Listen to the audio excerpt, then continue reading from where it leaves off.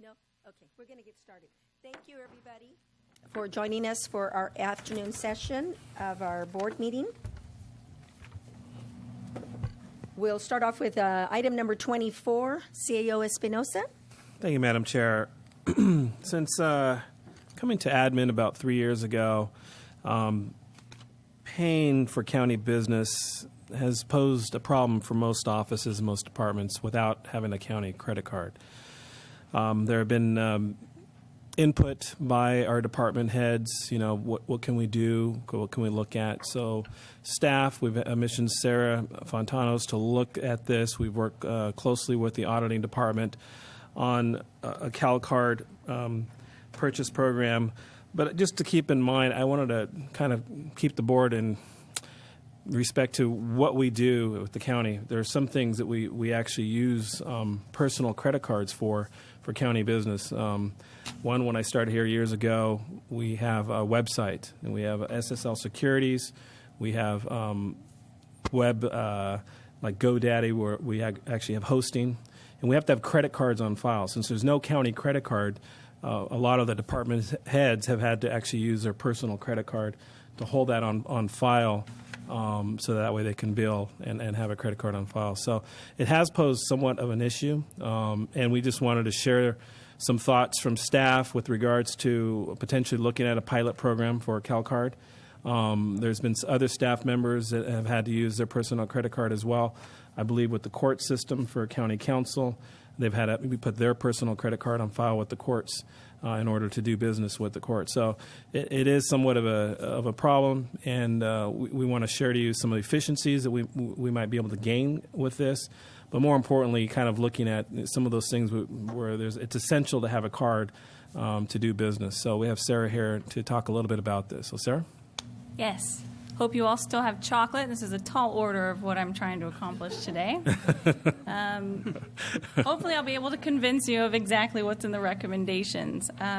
This has been a project that I've been working on with since May, per the request of a few department heads, given some of the concerns that Ray's mentioned. There is definitely a problem without having a procurement card. And I do want to clarify the difference between this procurement card program and a credit card. Number one, it's paid off every month. It's not technically a credit card. It's a Visa. It's a procurement card.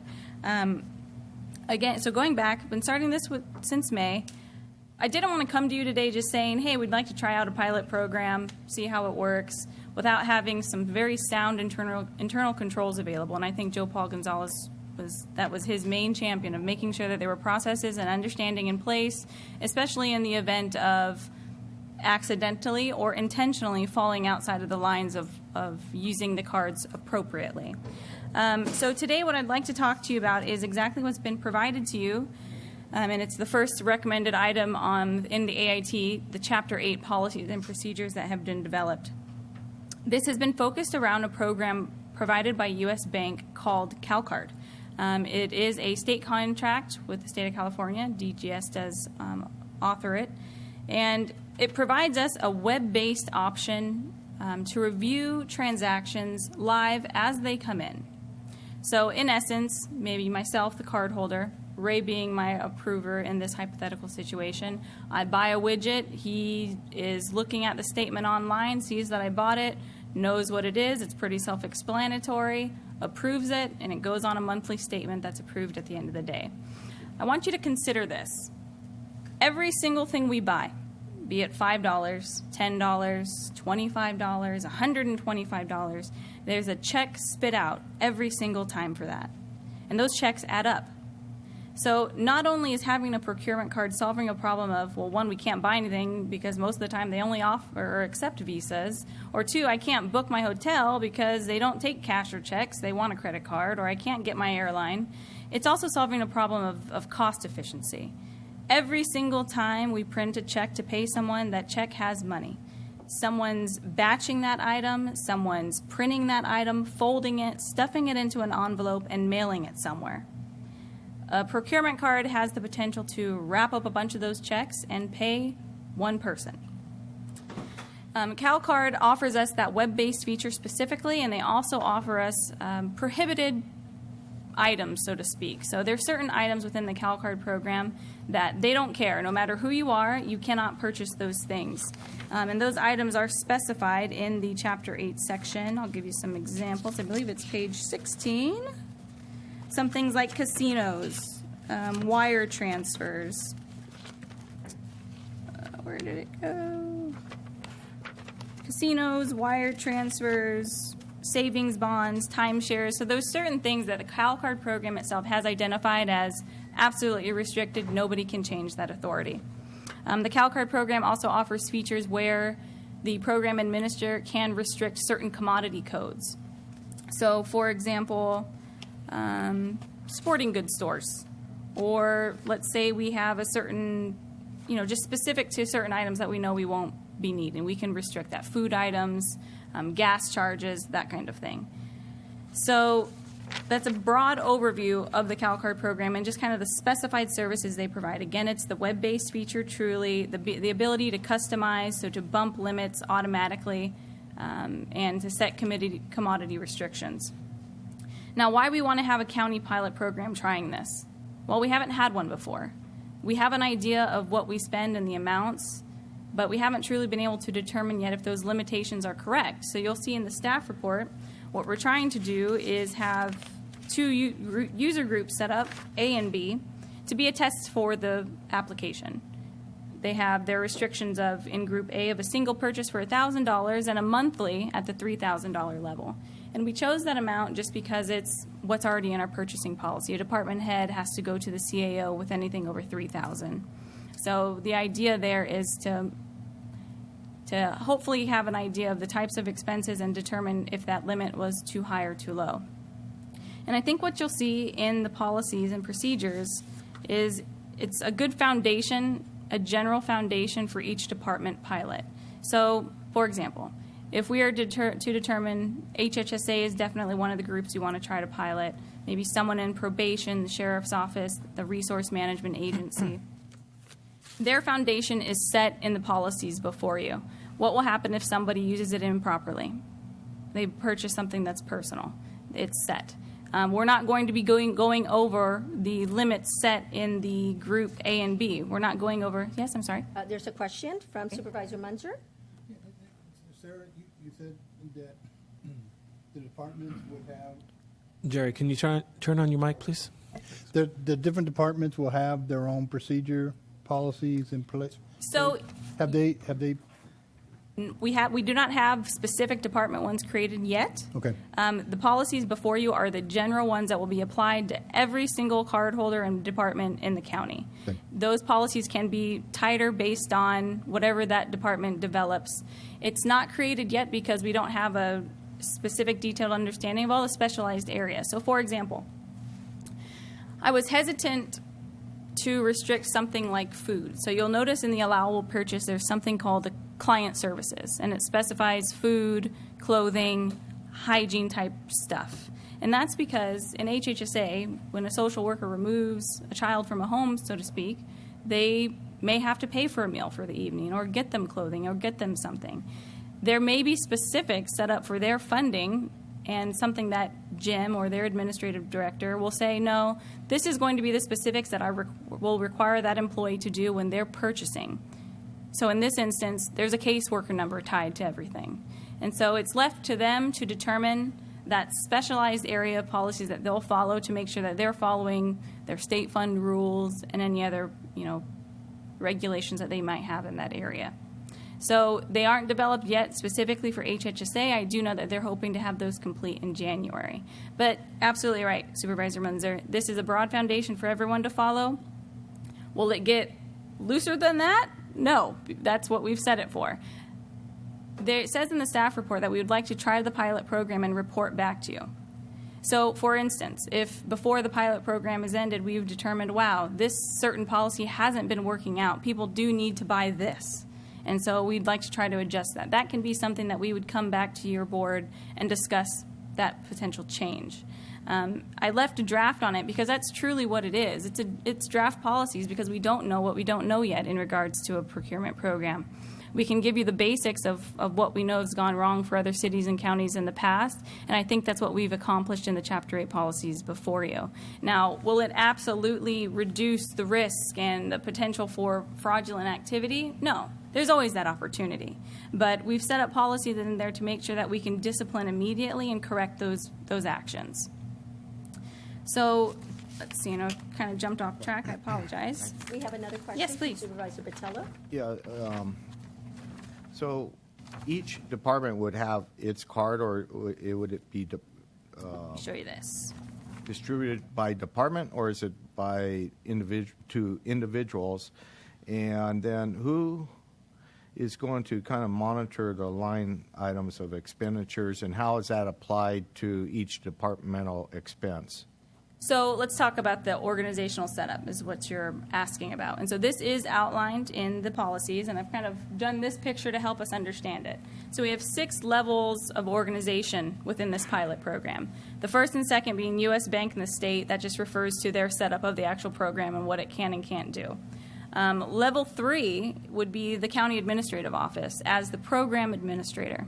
So at the end of the day, when there's those, the decision has to be made. Either there's a discrepancy about who's getting a card or if an item is appropriate, it's going to go to the program administrator, and those items would be worked out with the auditing office as well. Within that program administration, there's an operating unit. So this would be the department, Supervisor Botello. In this instance, I've used HHSA and the sheriff just for simplicity. In every single operating unit, so in every single department, there has to be a unit administrator, a billing contact, and then someone who's, in essence, an auditor controller, looking at the line items. The unit administrator, now these can be combined into one person, it just depends, but these are the core sections that we're trying to set up to make sure that, one, all items are being reviewed by somebody outside of whoever's being purchased, and that they're being paid promptly, because the U.S. Bank does not mess around in regards to late fees. The program is free, but they're banking on government and our slowness, and they are expecting to be receiving a late fee, which is why the coordination of getting statements in on time is essential. So within that level 4, those are the 3 at least contact points we have to have. And then you have your approving official. So that would be your supervisor over a card holder. So how can I, for me, for example, let's say Louis is my staff person. Louis has a card. He is sending every single transaction he's making. I'm his approver, and I'm looking at every single line item. He purchased this timer. Is it appropriate? Was the cost appropriate? Did he follow the competitive rules? Is it a good use of public funds? Check, check, good. Mm-hmm. It's all wrapped up and ready. And then I guess at the end of all that, Mm-hmm. We send one check to U.S. Bank for all the departments. For every statement, for every cardholder's statement. Because I have a business card. Mm-hmm. My partner has a card, 2 different numbers, but I get one statement on his breakdowns there, my breakdowns there, and I make one check. That's not how that works. No, this one is set up by cardholder statement. So if we have in the pilot program, we have 15 cards or 15 users we're trying to get, we're going to have 15 statements monthly that are coming through. And the purpose of that and why it's set up that way is so that one person who is responsible to be abiding by these policies is signing that statement every month saying that they did that. Got it. Madam Chair, Yes, go ahead, Supervisor De La Cruz. follow up to Supervisor Botello's question. Sarah, when a transaction is used with that credit card, who codes that transaction? So that, well, what do you mean? Well, I mean, I do this every day at work. That's why I asked that question. Okay. I got 5 credit cards, including the boss, and they just bring me receipts and all that stuff, and I have to code them. Yep. Individually, I code them. We're a small company. We could afford to do that. Yep. Otherwise, I have to hire staff. So who codes for the county, Bill, or let's say Joe Paul goes by ink for the printer? Mm-hmm. It has to come out of supplies. There's a line item for supplies. Right. So who codes that? Because I understand when you cut a check, Or better yet, when you do a transaction, you do cash the check, whatever, who to. Right. On the other side of the equation, do you have like 15 or 20 accounts, expense accounts? So the CalCard program can set up accounting codes similar to what's set up with our GL strings in New World. It's going to be determined if both can connect through this. We don't know yet, but every single transaction can be entered and coded by the purchaser. So if I'm the purchaser holding the card and I needed to buy this timer, Right. but there's a deadline that I have to meet to code every single transaction I have to the proper string that it applies, proper fund. So I would have to go in at the proper time and type in the GL string that tells the auditor's office where this charge should be charged. So is that the supervisor or the card holder? Card holder is doing this. Okay, And the so- supervisor is making sure that card holder is doing that timely. I assume that the card holders have some accounting knowledge, right? They will. I mean, that's the only way for it to work. Right, absolutely. And I'm just saying that's how it worked where I came from. It doesn't mean that how it has to work here. So we could place that responsibility on perhaps the supervisor level. It's assumed. Or, Madam Chair, if I may? better yet, Ray, or better yet, are you going to just expense everything into miscellaneous? No, well, currently we do the same. We do that now. We have to code everything now. So everybody that actually does a purchase, we actually have to document that and code whatever that purchase is going to be. So we do it now, but we do it on paper. So Okay. Does that answer your question, Supervisor? This one, Delacruz? yes. Thank you. Okay. ma'am.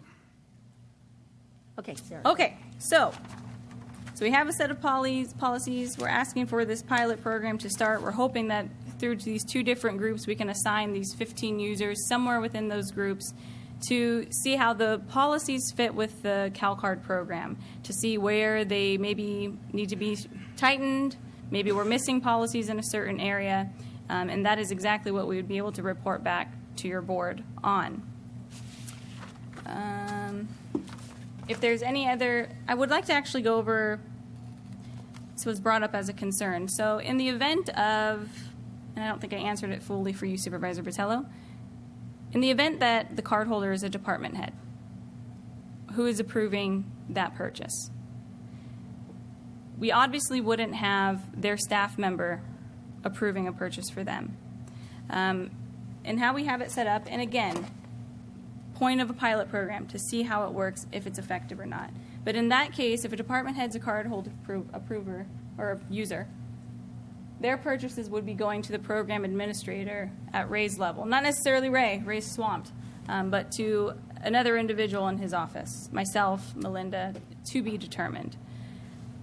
Now, we've talked about staff levels and efficiency. There is probably a tipping point to the number of monthly statements we're receiving and the number of approvers we have and the workload associated with that. That's another thing that we want to test. I can, spit out all these numbers from different audits, the Army audit, for example, where it says that their normal cost of a transaction was around $155, and then they got the procurement card, and that cost went down to $65 or $66. That's well and good in a fully staffed, functioning area.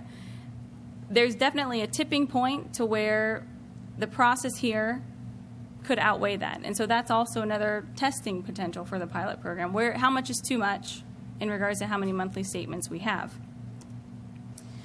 I did want to kind of reiterate, it is an idea. The change here is lessened fiscal control. We're removing technically that pre-approval process of me having to run to someone to get something signed so I can actually go purchase the thing or have it run through the ERP system. We're allowing staff members to just make the purchase.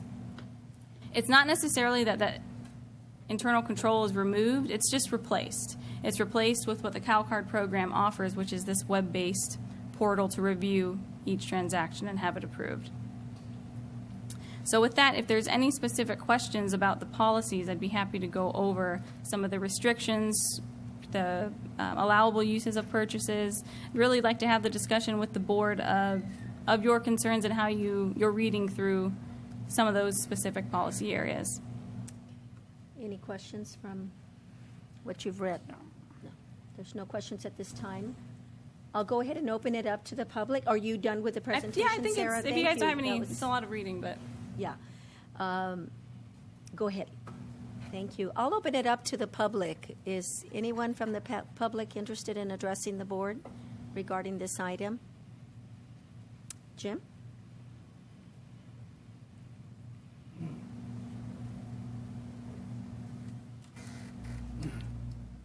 So I don't know if I'm speaking as the public or an official. You're pretty official. I do want to say we have supported this direction from Health and Human Services. We've had experience both, in other counties I've been in with this process. It has worked well. The state of California uses it. Many county uses it.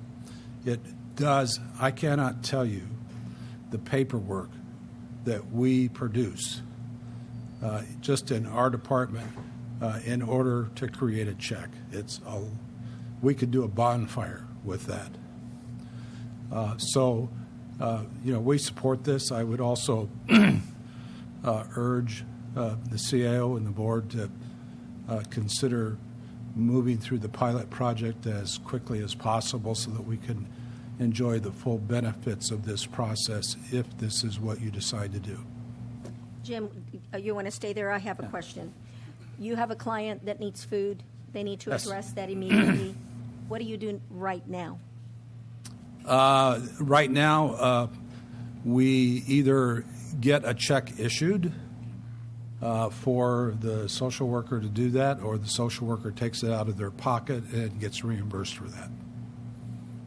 And you have to, you authorize it, or does the social worker has that authority to, that's under their authorized? My purchase? deputy director authorizes that. Okay.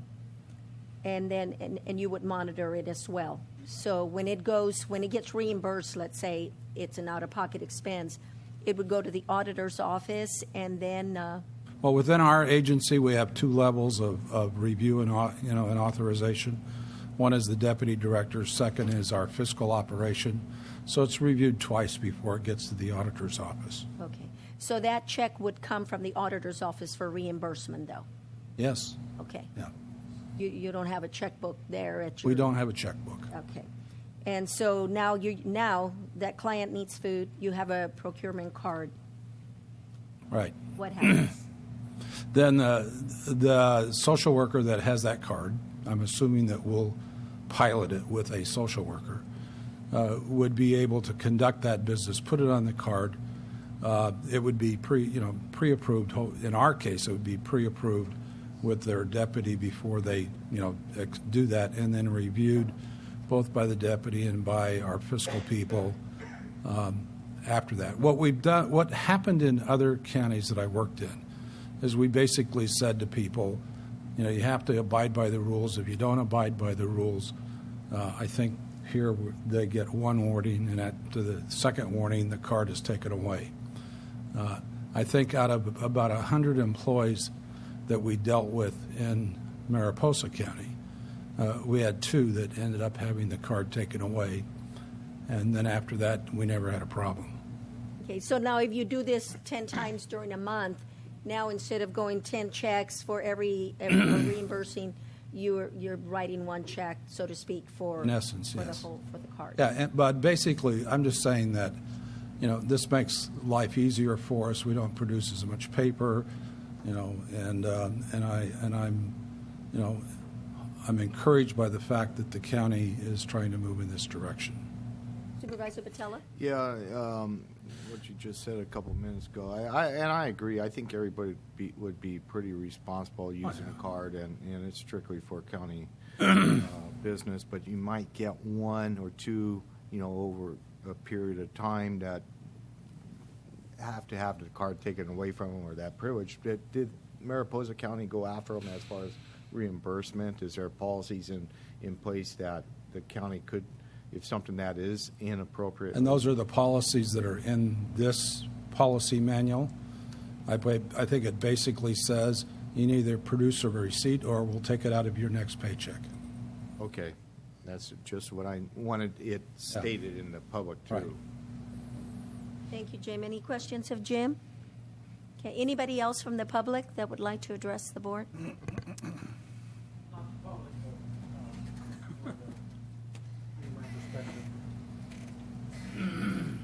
County Auditor Controller Joe Paul Gonzalez, Madam Chair, Board of Supervisors. This is a shift in the procurement process. The auditor's office will be paying the procurement card after the departments have done all of the work that that we normally would do in the auditor's office. That is being shifted over to the departments. The only thing that we're going to be doing really is to produce the checks. So there is, as you if you read that if the staff report, there is a process by which we will be auditing. We can audit on a periodic basis. The auditor's office can do it. The administrative office can do it as well.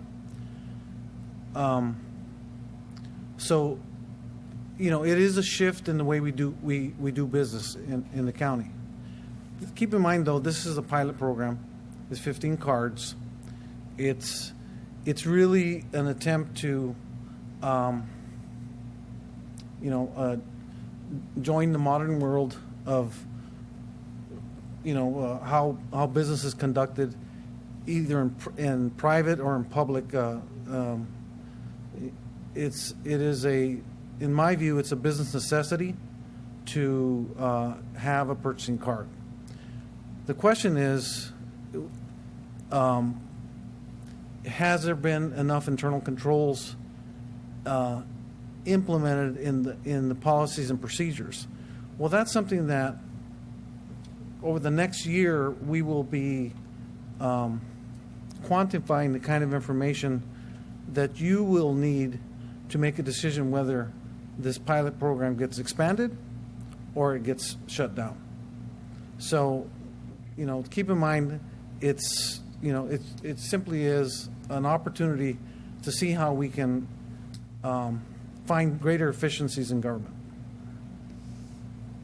Supervisor Munzer? Thank you, Madam Chair. Joe Paul, I'm not sure if this question's for you or for Sarah, and I did not see it in the staff report, but Sarah alluded to the fact that the bank is betting on the fact that we'll be late with our payments to make the money. So what controls have been set up to make sure that that does not happen on a regular basis? Well, I can tell you that when we were implementing the ERP system, the process bottlenecked and got really slow.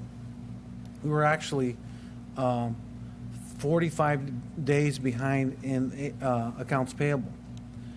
But once every department was trained in the process of creating a purchase order, of creating invoices, and submitting those invoices electronically, so that they can be reviewed by our staff, and then payments made.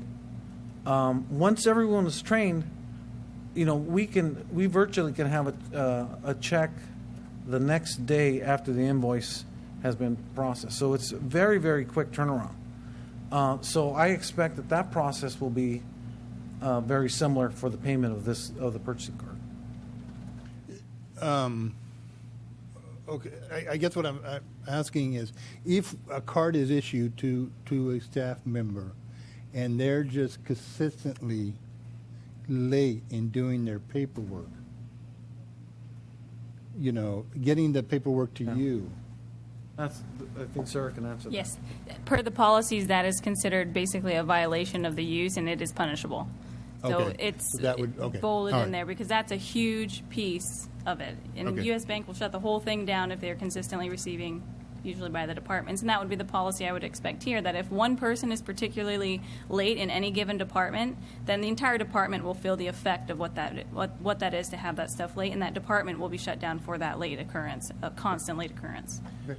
Thank you, Madam Chair. In addition, recall that the staff report has deputy auditor controllers in the departments.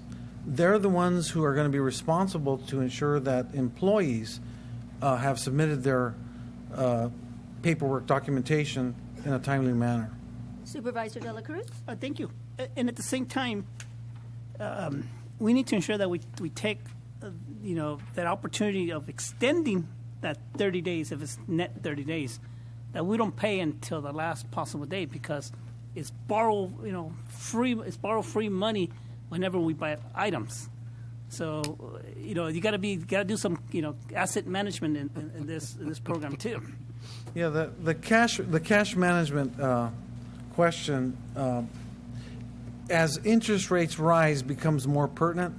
But right now, when we're earning less than half of 1% in interest, it's not as vital a question, especially since we do have enough liquidity to be able to make our payments timely. And I know the vendors really appreciate the fact that we have a fast turnaround on our vendor payments.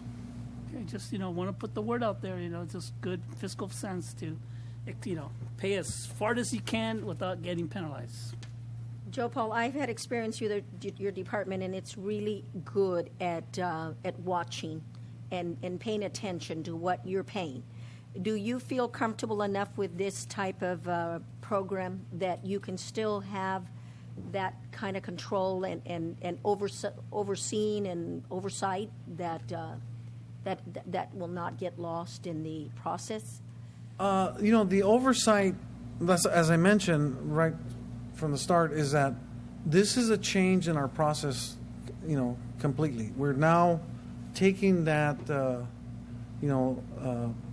that process of verification, and we're moving it from a central location to the departments. It's a decentralized process. So it's, so it's no longer strictly under the auditor's office. It really is at the department levels.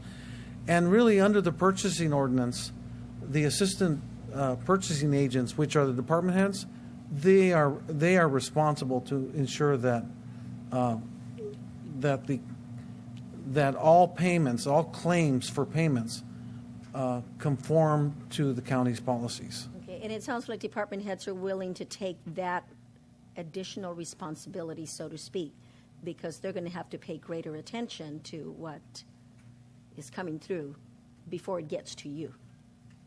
I think they understand. They understand that they have always been responsible. The truth is that when issues have come up, they have been involved in ensuring that things don't fall through the cracks.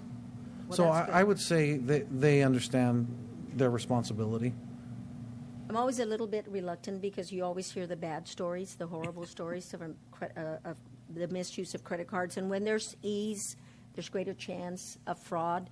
But I think if somebody wants to do something fraudulent, they'll find a way to try to do it. They'll get caught, but they'll try it. It doesn't matter how easy it is. So I think as long as we have in place policies, that we have department heads that are, which I know we do because, they have a lot of responsibility as a department head. I would be okay. With a little, reservation, only because it's new. It is new. It's a change in our procedures. However, as we over the next 12 months, as we develop our internal procedures, and one of the things I want to do is to ensure that when an employee is issued a card, they have that, they sign an agreement to not misuse the card. But in addition to that, I'd like them to sign an acknowledgement that when they have, when a payment is not a proper payment, that a deduction will be made at the next payroll during the next payroll process, and so that they understand that they understand the consequences of misusing the card. Well, I think misuse should be a greater result than just them getting reimbursed. If they're misusing them, then they're doing something that goes totally against. Well, there is a disciplinary process as well. Yeah. Because if somebody intentionally misuses the card, it jumps over to the HR process of dealing with a disciplinary action because, it's improper use of government funds. Yeah, exactly. And I would support that request to have an additional something signed that they take on the responsibility of paying it back with their own money. Yeah. We're going to be working with HR because that has meet and confer ramifications. I understand. Yeah. But that's something that we want to do after the board has made a decision on this pilot program. And most of the stories that you hear from fraud and abuse are when people are stopped paying attention. You let down your guard, you don't look, you don't keep watching, you just assume that everything is okay, and that's when, and they don't ask the right questions. That's when I've seen more abuse than any other as an accountant, and in the paper.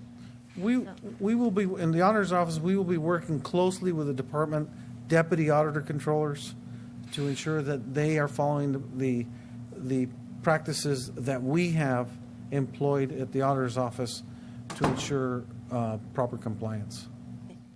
Any other CAO? Yeah, one thing I want to add to that is, currently we do a visual lookup, so we have internal controls. We sign off on it for approvals, and then it goes up to accounts payable, and they're visually looking at it. With the card found for you on page 524 and 525 in your packet, it actually it was alluded to earlier that there's restrictions that we can apply to this. So there's types of restrictions that we can actually apply. So it's pretty important. So that's another additional form of, checks and balances, controls that we would have for this. And when you look at page 425, it goes through, rental equipment, alcohol, beverages, tobacco products, so on and so forth. So there's a lot of different things that we can say no to, and we can tailor that. So obviously we'll be coming back to your board once we get a better handle on this during the pilot program and maybe put more restrictions in. Madam Chair? Yes. I'm on board. I'm good. It's a one-year pilot. I'm okay. Let's move forward with it. But my understanding is you cannot deduct anything from an employee's payroll check. Well, I think that's why HR will be involved to make sure that we follow proper procedure. Georgia is here to reassure the board that of that process. Good afternoon. I just want to let you know that we have notified all of the county's labor unions with respect to providing them with a sample of this policy, in particular the ramifications for violation of the policy, which is what our labor unions would be concerned about.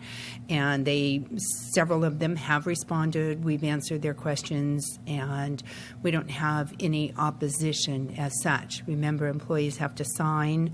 They know in advance, and it is my understanding that the county is not going to force an employee to have such an account. Okay. All right. Anything else? I'm good. Okay. I think I've opened it up to the public, but before we bring it back for a decision, any comments? Okay. Supervisor Munzer? No, I was to make a motion. Oh, no. Okay, I just wanted to make it.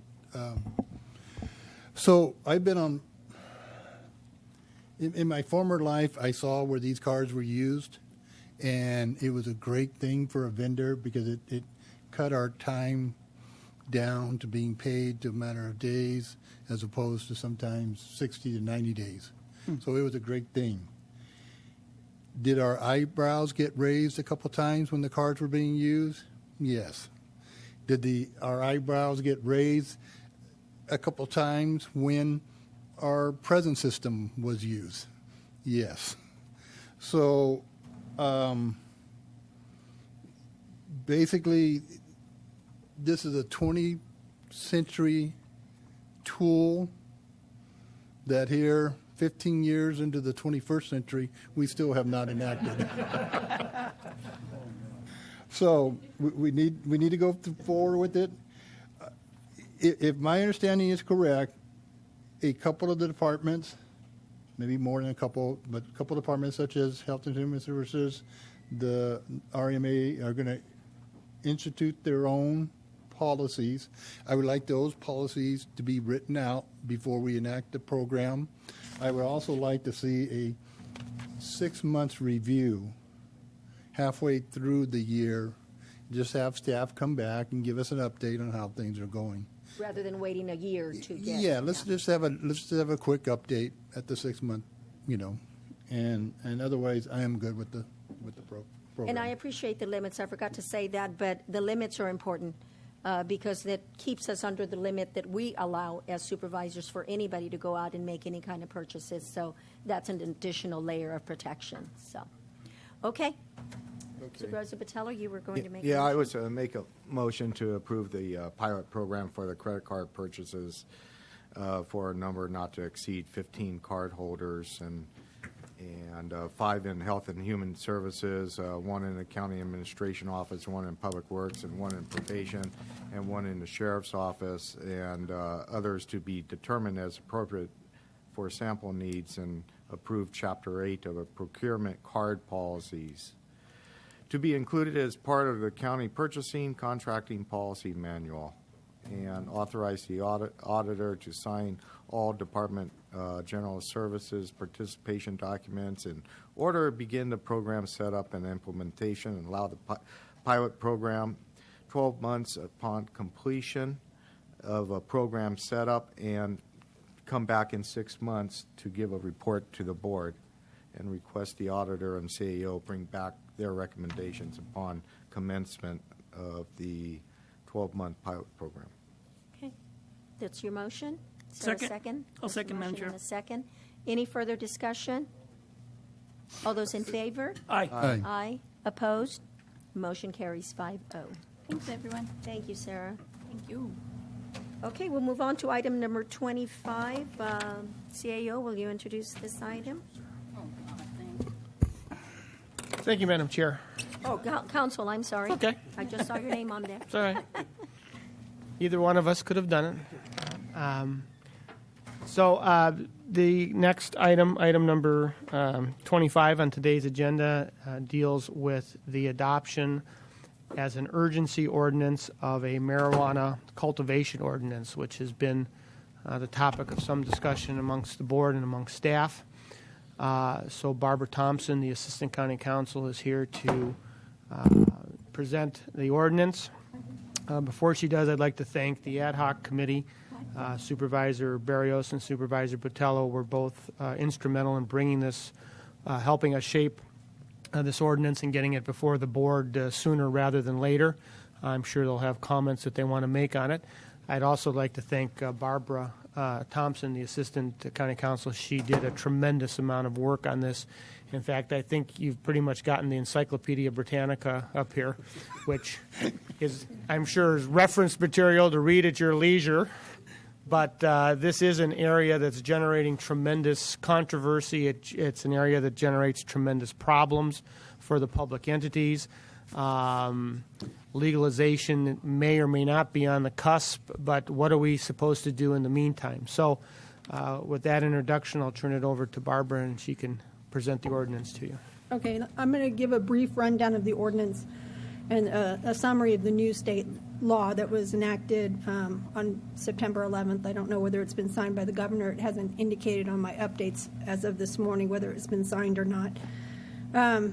And then if you want to go into any more depth in any of these issues, please let me know. After my presentation, we also have a short presentation from the Sheriff's Office. The new marijuana cultivation ordinance will prohibit outdoor cultivation. It's going to restrict indoor cultivation. It indicates that indoor cultivation will be a nuisance unless all the conditions set forth are satisfied. The number of marijuana plants being cultivated may not exceed 12 plants. The marijuana has to be cultivated by a qualified patient or caregiver for medicinal purposes. The property owner must consent to the cultivation, and there's additional requirements such as it being cultivated with an enclosed structure with a locking door. Marijuana is not visible from any location not part of the premises, that there must be an odor control, filtration, ventilation system, and the structure must be permitted, meaning that it can't be cultivated in any non-permitted structure. On subsection C of 040, and indicates that qualified patients have to have a valid medical marijuana identification card or a medical recommendation, and that the primary caregiver shall have a copy of those ID cards or medical recommendation, which shall be kept at the site of the cultivation. Now, the question arose about what to do with existing sites within the county that are currently cultivating. We've drafted this proposed ordinance with the limited immunity with a 2-year sunset, which allows existing sites to continue cultivation as set forth in the ordinance for the 2-year period of time. Sites must submit a registration not later than November 15, 2015. The cultivation has to be in full compliance with all applicable state and local laws. Must ensure that the insecurity of the crop and safeguards against diversion for non-medical purposes. The cultivation cannot be visible from the public right-of-way. Outdoor cultivation must be enclosed by a 6-foot fence with a locked gate, and there must be no increase in the number of plants over the number cultivated during the last quarter.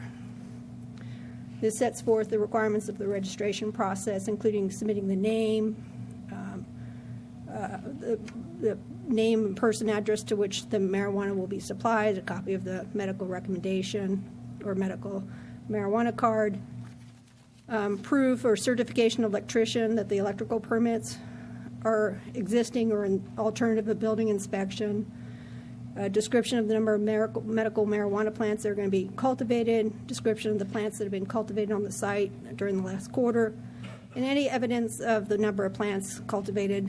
We've left it broad, so it could be an affidavit, it could be a photograph, et cetera, to indicate what's the baseline, because the number of plants could not increase during the next 2-year period of time. Now, there's been 3 laws that were passed on September 11th, which would create the first statewide licensing and operating rules for medical marijuana. They were all sent to the governor, who has to sign them before they become law. AB 266 would enact Medical Marijuana Regulation and Safety Act, which would include licensing and regulatory framework for the medical marijuana industry that would require state and local licenses for medical marijuana businesses. To establish a new Bureau of Medical Marijuana Regulation. AB 266 continued it. It has a number of provisions. I actually have copies of it in case any of the board members wants additional copies of all the laws, but it protects existing local authority for law enforcement activity, enforcement of local zoning requirements or local ordinances. It allows local governments to adopt ordinances establishing additional standards, et cetera. The laws do indicate that a license has to be permitted by the local jurisdiction. AB 243 addresses environmental impacts from medical marijuana cultivation. It accomplishes this, including requirements of the Department of Food and Agriculture, the Department of Pesticide Regulation, Department of Public Health, Department of Fish and Wildlife, and the State Water Resources Control Board to promulgate regulations or standards relating to medical marijuana, its cultivation. SB 643 includes standards for physicians and surgeons that prescribe medical marijuana, gives responsibilities to state agencies charged with licensing the medical marijuana,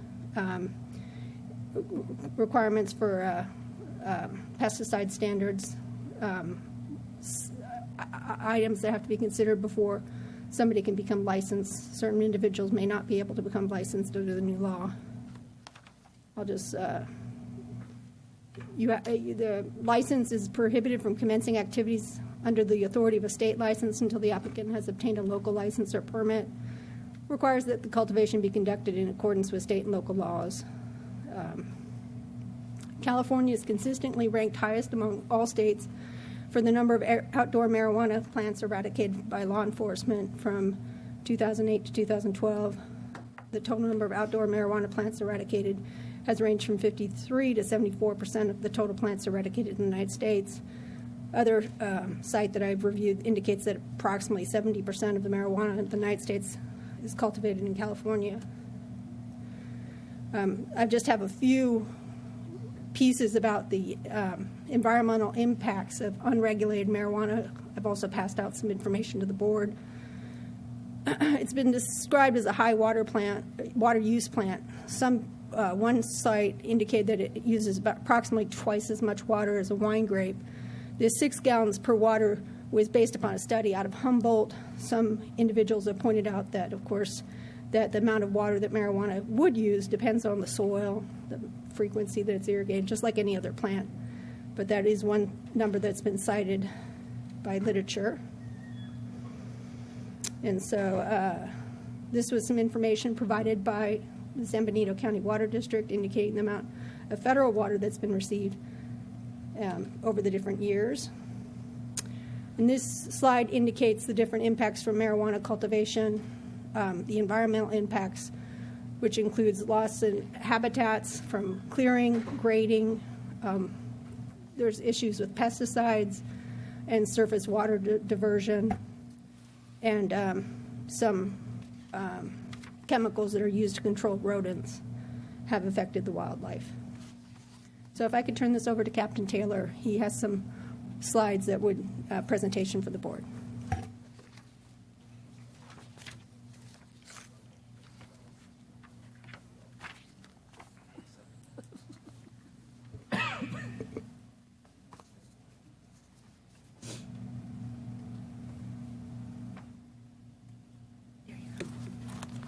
Thank you, Madam Chair, members of the board. I'll try to make this pretty brief, but just wanted to thank Barbara for all of her hard work. We think this ordinance is going to make our job a lot easier, and it will also make it safer. So I just wanted to share some things with you that we've seen in the past few years, and one of the most disturbing is the amount of weaponry and fortification that we have in our local marijuana grows, the outdoor grows, as well as the indoor grows that are illicit that we've seen not only in the city but in residences in the county as well. So when you start talking about the value of these plants and the illicit nature and the criminal organizations that are often in charge of these large outdoor grows, the fortifications are very high. They actually dig out foxholes. They have automatic weapons, military-grade body armor, booby traps, and things of that nature. And that's all for the most part, in our experience in this county, it's to protect the grow from other people who would want to steal the plants or steal the money. Not so much for attacks on law enforcement that we've seen here, but it has happened. Last year it happened in Santa Cruz County, and it's happened in Northern California quite often. This is what we got out of one of our local marijuana gardens. I believe this came off the dead end of Fry Lane. And this was before we ended up in the field recovering about, I think, 5 to 8 more assault rifles. But that is actual military-grade body armor that I think the plates were from January of this year, so it was new body armor. And in that grow, they did actually have hidden areas where they would be able to fire these weapons from. They were covered with corrugated steel, plywood, brush, and things of that nature. This is just from one. We haven't seen it as much here as in Northern California, but part of the defense of these grows, they're booby-trapped often. They can be booby-trapped with explosives, but most typical, what you see, is these type of pits that you would fall into and be impaled. So not only is it dangerous for us when we're trying to go out and surveil these grows, or when we're actually going to go out and eradicate them, but for anybody else that's out walking around out there, it could be a real danger. So Barbara kind of touched on it a little bit, but as far as the environmental impact, the Department of Fish and Wildlife, who we work often with on these grows, especially the ones down in South County that are hidden, they indicate that mature plants consume about 6 gallons of water per day. So when we're talking about being down in South County, or even locally here, when we've had some grows in cornfields, water's being diverted for that. It's typically not being done legally. And though there is no water in South County right now, when the water does come back, that's one of the biggest problems, is that we see diversion from reservoirs and streams to irrigate these fields that don't have the well water out there in areas that are easily hidden. And then the other I think I'm kind of going back over what Barbara's already talked about, but we do have the filling of streams through erosion and sediment deposition, contamination due to illegal use of rodenticides and all the pesticides, the diesel fuel, the gasoline to run generators, the oil that's out there. You have runoff to surface waters of soil amendments and fertilizers, and then one of the biggest ones is that unauthorized diversion of water from the streams and reservoirs. So here's some pictures about typically what we come across on these grows. This is actually a nicer one than the ones we've been coming across lately. This is actually a built room with a mattress. What we're seeing now is having between 30 and 40 people living within the corn in makeshift huts that they have out there with very limited resources. But on this slide here, it's kind of hard to see, but you have one extension cord that's being run off of a generator, and then just a whole bunch of cords coming off of those. It's a fire hazard. It's also very unsanitary. And then as we go through, we'll come across just open containers of pesticides, fertilizers, just trash that's discarded everywhere in and around the agricultural fields or even down in South County. This is some of the non-permitted electrical work that's done. So this was also on Fry Lane, and this was all built over a very short period of time by the people that were running the marijuana grow. So all this electrical work is done without permit, and we don't even know with what type of expertise that they would have. Just some of the items that are left around. And understand, once the fields are harvested and they leave, they don't clean up, right? This all is left behind for the property owner to deal with.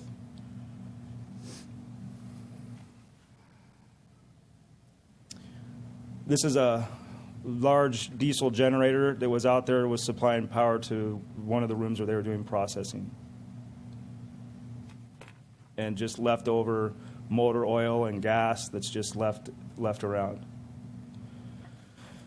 So the other concern for us is just the impact that it has on our local farming. Our local farmers have very strict conditions that they must grow under, from water to pesticides to how their fields are being operated.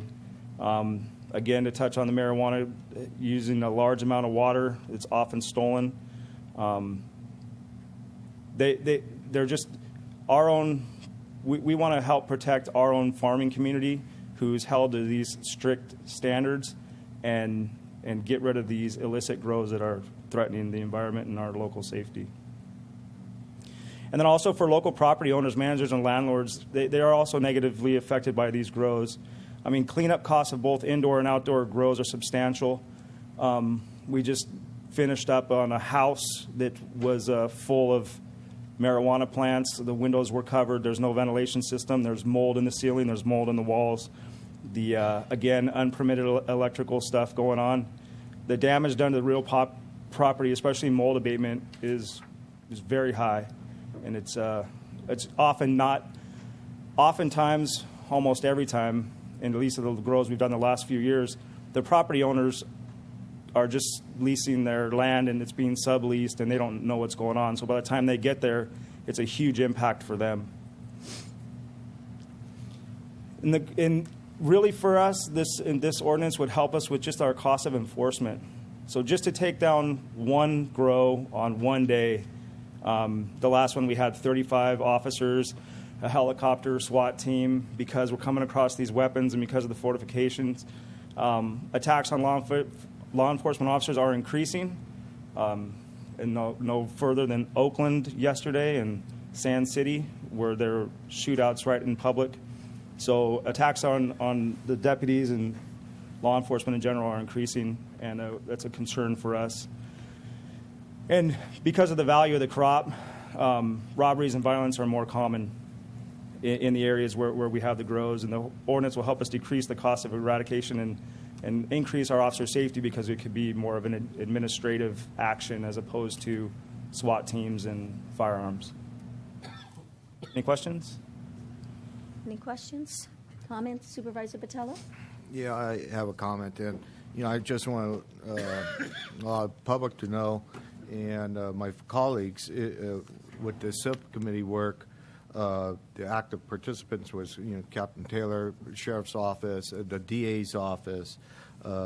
We had a meeting with the Chief of Police, and everybody took part in this. This is a real problem in our county, and I, for one, absolutely want to give every bit of tools to allow law enforcement to do their jobs and do their jobs safely. And and that's what hopefully the subcommittee crafted an ordinance that we could put in place right away. So the sheriff's office, the DA's office, everybody could take part and do what they have to do to keep our community safe. And this really hits me real close at home. One of those fields was next door to me, and nothing was more terrifying of that morning, hearing the helicopter and seeing the commotion next door and having a half dozen field workers running across my property, and what does that do to my land values and my safety and my wife's safety? And so this is something that is personal, and I want to do everything I can to help the sheriff's office and the DA's office, and hopefully my colleagues will feel the same. I'll probably have more comments later. Yeah, I have to echo Supervisor Botello's concerns, and thank you to all that were involved in putting this together, Barbara, County Council, Mr. Taylor here, and everybody that was involved. One of the things that you don't see here and you are not aware of is there's stench that is very, very bad for health. There's animal carcasses that are scattered throughout some of these fields. There's pollutants that are going into the creeks that I got to see firsthand. There's animals that are tied and used as alarms for these fields. So there's a lot of abuse going on, and it is about public safety. It is about giving you as many tools as we can to make your job a little safer, and to keep our kids and to keep our families and to keep our farmers and those that live in this county as safe as possible. So I support it, and I want to thank everyone and Supervisor Botello for all your input. And this was not done or taken lightly. Barbara, you did a lot of work in looking at what other counties are doing, what works best in San Benito County, and I think what we were able to do is to get a little bit of all of those that have ordinances like this in place and fit it to San Benito County specifically for our area. So. And also, Madam Chair, the fact that so many counties are going to ordinances, it's making our county a lot more attractive. So right now we have pending talks with groups that are actively looking to come to our county specifically to start cultivation operations, which, this would help with that. Yeah, and thank you. I forgot to mention that, but you're absolutely right. It's almost like an open door policy, come here and do whatever you want, but that's not going to happen. Supervisor Patel? Yeah, I want to echo on that a little bit as well, at being a representative on Rural County Representatives, California. There hasn't been a meeting that in the last 3 years that they haven't talked about this problem statewide. And they're all adopting ordinances. I think I've mentioned it on more than one occasion to see if we could kind of move forward with the ordinance. We had a general plan. We had a number of different issues that took a little bit higher priority. But now is the time for us to act and get in line with what other counties and areas have done in the state to curb this growing problem. Mm-hmm. And I think it has a lot to do with human trafficking too. The people that I saw that were in handcuffs a couple weeks ago, those aren't the guys that you pick up in front of True Value Hardware store. They're professionally trained. I would have never guessed that there was 30 people living in that cornfield. But there is the dogs, there's the animals to give warnings, and they're professionals, and this is a dangerous element in our community that never existed before. From my perspective, maybe they were down in Jerry's Supervisor Munzer's district, and they're moving up here, but we have to deal with it. Madam Chair? Yeah. Yes, Supervisor Rivas. Yeah, I do have some comments that I'll make a little bit later about this and my feelings towards this ordinance, but just having heard the presentation briefly, what I'm having a difficult time, and I appreciate staff's time and the presentations, but I see two presentations with information that certainly I was not aware of that was happening in our backyard. And certainly, you know, this is an issue. The PowerPoint that we just heard, I see a lot of information about water, about garbage. Shoot, I wish that we talked more about water during the hydraulic fracturing. I keep hearing about water in this issue. It's pretty ironic. But certainly, you have deplorable these conditions in these illegal operated sites. What I'm having a difficult time grasping is how is this ordinance or any ordinance going to prevent this from happening? First of all, this is useful information, but for me as a policymaker, I want to see some statistics that show me if you pass this ordinance, you can, this has been proven X, Y, and Z. It'll reduce these illegal operations because, what I see out of this is, like any other issue, you're going to have a legal operation and an illegal operation. So by enacting this ordinance that would be one of the most strict in the state from a local government perspective, how are we negatively impacting an operator that wants to come here, do business the right way? That's my question. I see a lot of information, whether it's great knowledge, great education, but I'm trying to put two and two together. How are we going to prevent this? Because I don't think this ordinance will prevent, if you have a group here in Hollister that comes with we find all these machine guns, I don't think they're going to be coming to our office for permits. So let me say a few general questions, or a few general statements to your response to your question, Supervisor Rivas. It's true that this ordinance will not prevent all illegal activity. Illegal activity, by definition, is lawless, and it doesn't respect ordinances or laws. But it does do a couple of things that are discernible. One is it is not the strictest law in the strictest ordinance in the states because there are various counties, a number of counties, that just outright banned cultivation. This one allows for the indoor cultivation of a number of plants, 12 plants, and that is to conform with the Medical Marijuana Compassionate Use Act and the Attorney General's opinion, which allowed collectives or cooperatives to grow marijuana without criminal consequences with up to 12 plants. So it does recognize that medicinal purpose for marijuana. The other thing is that it does address, while allowing indoor cultivation, it does ban the outdoor cultivation. And that's typically where you see the most rampant abuses, the garbage, the pollution, the water diversion, the trash, the things that have gone on is typically in these large outdoor farming. So it does ban that. Will that absolutely prevent anybody from doing it? No. But it does allow the county, when that's been discovered, to take some remedial action that isn't at the moment allowed, we don't at the moment have a path under our current ordinances to do that. So one of the issues that was posed by the ad hoc committee, Supervisor Botello and Supervisor Barrios, was how do we get cost recovery? Because these illegal operations come in, they grow their marijuana, they make a mess, or they get arrested in the middle of it, and there's this huge cleanup there. And this cultivation ordinance allows the county to go back and attempt to seek recovery from the owners of the property. That currently does not exist on our books. So that's a powerful, I don't know if weapon's the right word, but if it's a powerful right or remedy that the county would now possess to try and answer the question of how do these sites get cleaned up. So those are some of the positives, and Barbara can add some more. Yeah, it links to 1.03 and 1.04 of our code. The 1.04 is the administrative citations. The 1.03 is code enforcement.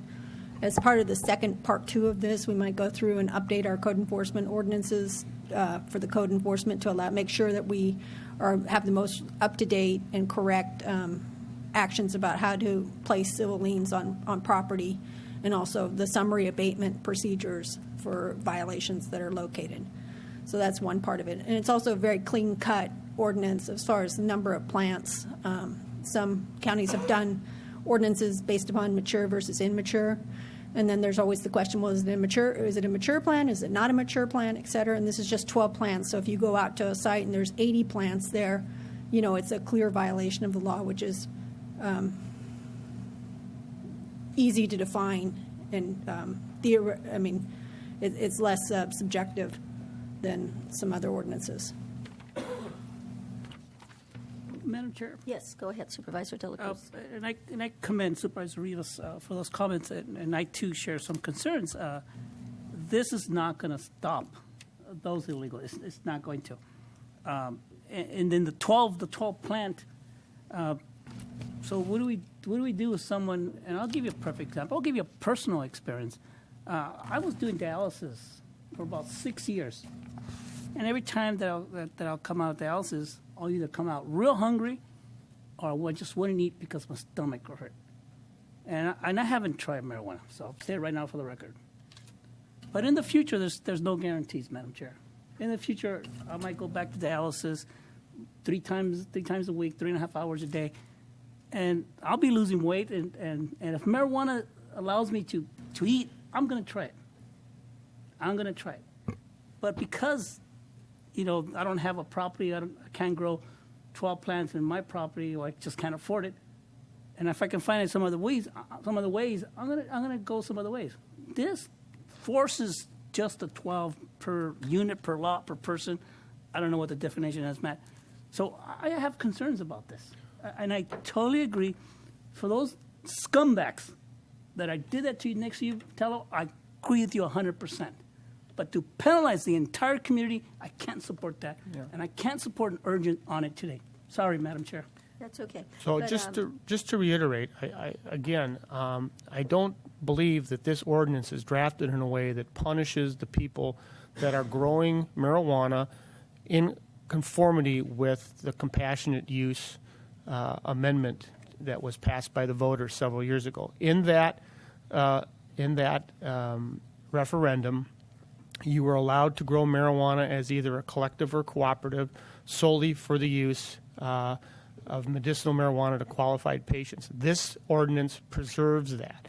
The 12 plants comes from the California Attorney General's opinion because it wasn't clear in the referendum how much marijuana we were talking about. And the 12 plants was put forth as a reasonable amount of growth for people who were in this collective or cooperative. That may change in the future, but right at the moment, that's pretty much been the universally adopted standard amongst the counties and cities that have allowed for some cultivation. So again, just so we're clear, I do believe that this ordinance does preserve a right by the person who needs marijuana for medicinal uses and for those growing as the collective or cooperative that's allowed for under the medical marijuana compassionate use, that this ordinance does not interfere with that right. And so I have to say that Supervisor Botello and I were very, very compassionate about that. That is one thing we didn't want to take away. We understand it. We know that people need it. We know that it's prescribed.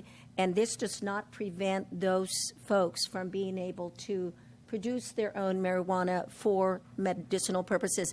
And I believe it also allows their caregiver to grow it if they cannot. So it's not limited to just the person with the medical marijuana card. It can be grown by their caregiver. And so I felt that we made sure and that we didn't eliminate that part of it. What we're trying to accomplish is a sense of order. And you have to have regulations in place to develop that. And if people comply with the ordinance, they could grow marijuana for their municipal use, What we're trying to address is those type of operations that are growing it for illicit purposes. That is, really distribution out into the general public, which is causes other crimes, causes other drug addictions, and we have to have in place regulations where people get their card and they're able to address growing what they need, not what for other type of activities. Purposes. And Supervisor Rivas, and with all due respect, your comments are well taken in that you want to be able to see that if we put these regulations in place, how is it working? How, where will there be proof? This is all so new because of marijuana becoming, more acceptable in the way of recreation and more acceptable by the state of California, that we may not have that proof, that we can say, oh, yeah, look, if we do this, you're going to prevent this, this, and that. But I'm just thinking that we have to take a proactive approach so that we can protect our county, the resources that we have in the way of water. We can protect our children. I would hate to think that you've got a grower next door who's growing his whole backyard for marijuana plants, and you've got a couple teenagers that live next door, and that's a perfect opportunity for them. How safe are we keeping them? So it's really just measures to protect public safety and give our law enforcement more tools for enforcement. Well, Madam Chair, I can respect those comments, but I think for me, being proactive, the last thing I want to do in this debate when we talk about marijuana is be proactive. And that's because when we talk about marijuana here in California or in this country, it's an evolving debate. Yeah. This is an extremely controversial, it's an extremely complex topic, and it's evolving. I think that, we can't ignore as a state and as a county that the wave of voter initiatives throughout the western half of the United States, it's only a matter of time before the voters here in California have an initiative before them to, certainly, I believe we were the first state in the country to decriminalize marijuana for the medical purposes in 1996. It's only a matter of time before we have an initiative here in the state, before our voters, probably next year, to have the recreational use of marijuana. And so, it's not surprising for me that you have the state legislature that worked with the governor's office to create this landmark legislation that would significantly regulate this billion-dollar marijuana industry in our state. And there's a reason why they finally got this legislation accomplished. It's landmark because they've been trying to do it since 1996. Because we're on the cusp of recreational use, whether you like it or not. And I think that, for me, when I see this ordinance, I see two things that I don't agree with. The fact that it's an urgency ordinance. I don't believe that this issue before us, right here on this agenda, can be classified as an urgency issue. Second, I believe that there has not been enough transparency surrounding this issue. A lot of this stuff, the PowerPoint has useful information. This is the first time I've seen it. It's the first time I know that this is happening in my community, and it's a concern for me. I would appreciate a call from the sheriff's office to say, hey, supervisor, this is a problem in your county. And so I believe that when we talk about this issue and about an ordinance like this, that it needs a proper level of public vetting that we have not had yet.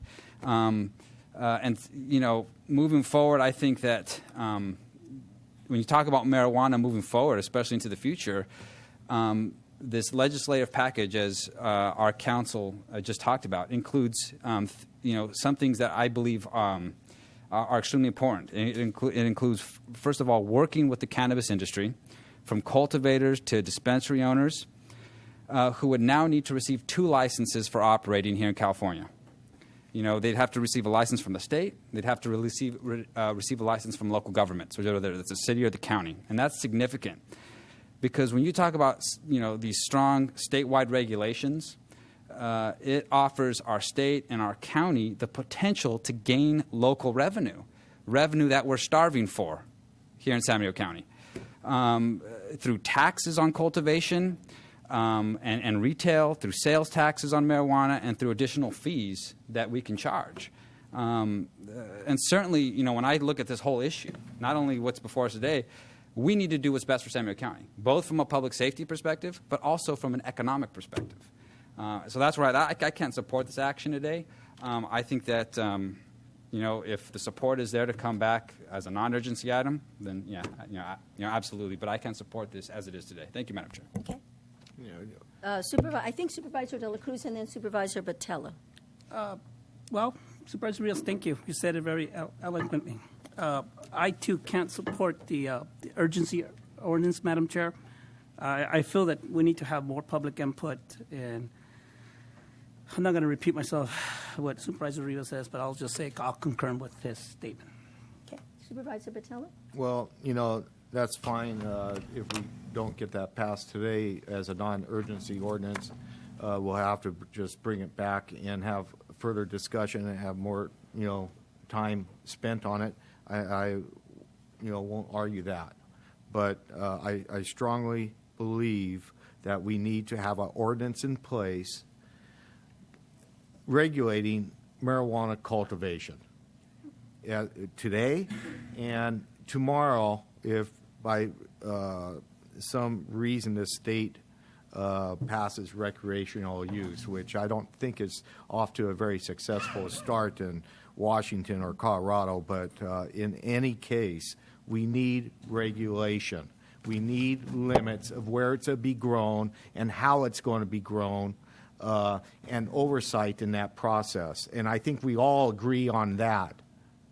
It can't be just go have at it and in all our neighborhoods without some sort of oversight for building and electrical type of issues and in communities, because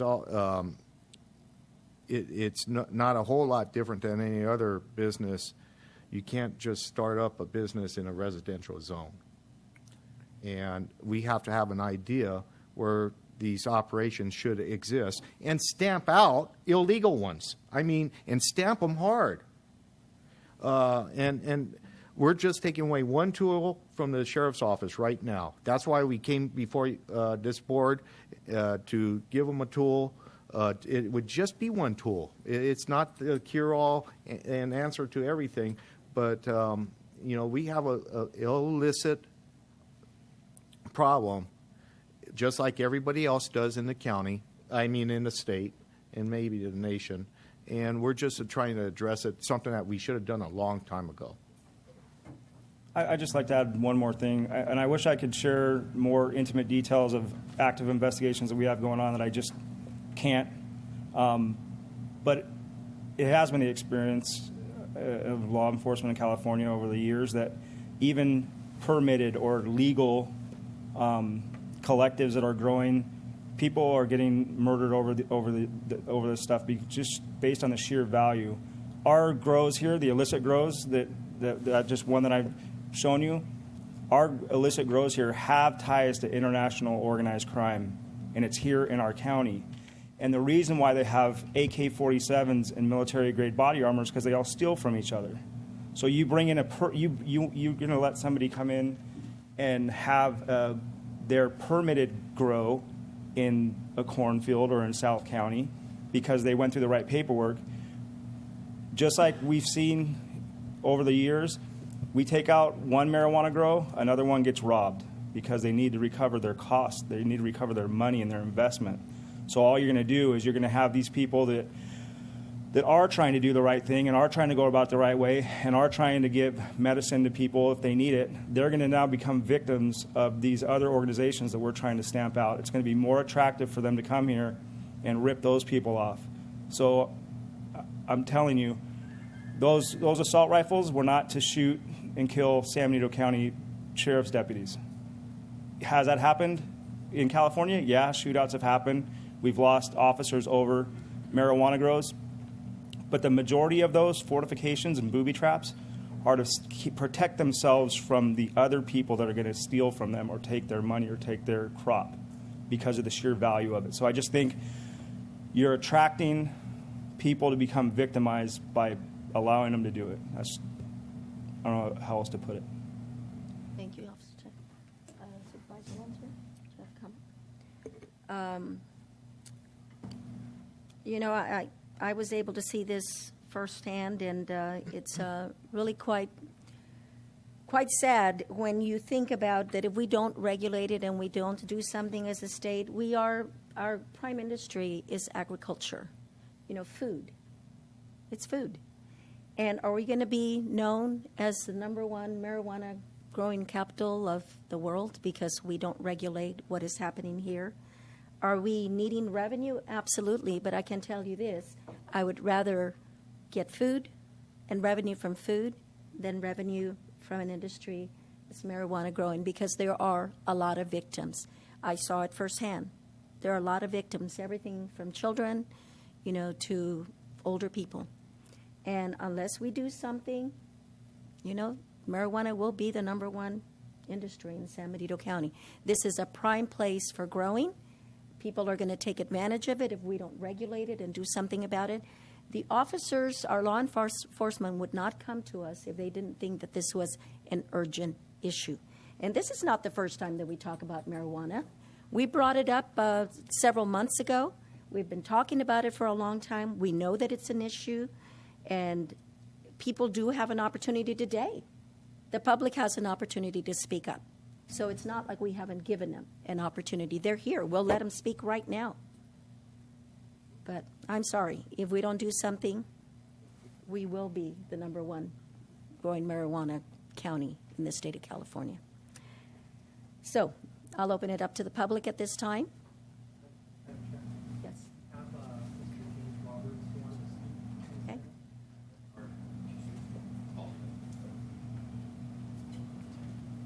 Are you calling speakers? I was going to call Mr. Roberts. He filled out a speaker card. Oh, there's a speaker card. Can I get one?